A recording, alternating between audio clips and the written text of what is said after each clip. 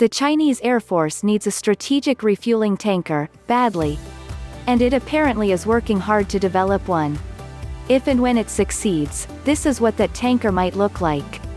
An artist's concept that appeared in a Chinese publication depicts a tanker variant of the People's Liberation Army Air Force's Y-20 airlifter topping off the tanks of two J-20 stealth fighters.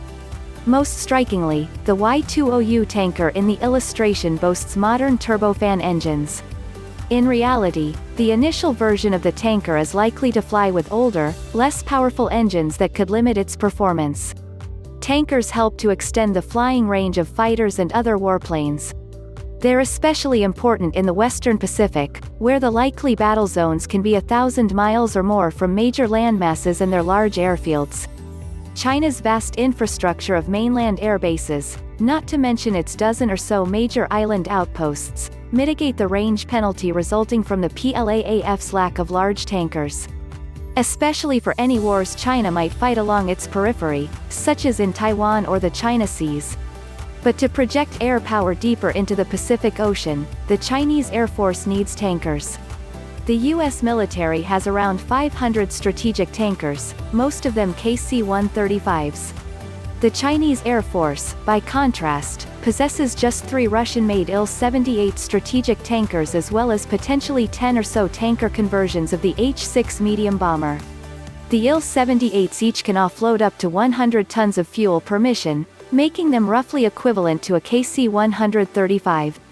An H-6U by contrast can offload fewer than 20 tons of gas. It's not clear how much fuel a Y-20U might carry. A 3-point tanker conversion of the Y-20, with reelable refueling baskets under its fuselage in both wings, already has flown. I believe that people will see our Y-20 aerial tanker debut on the battlefield in the not-too-distant future. Teng Hui, a Y-20 pilot and commander of a regiment in the PLAAF's Western Theater Command, told China Central Television in February.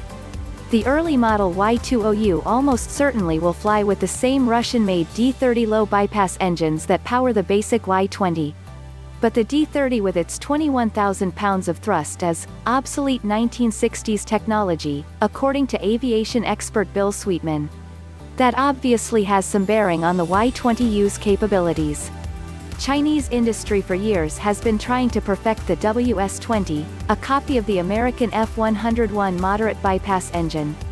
The Y-20 could be first in line to get the new motors.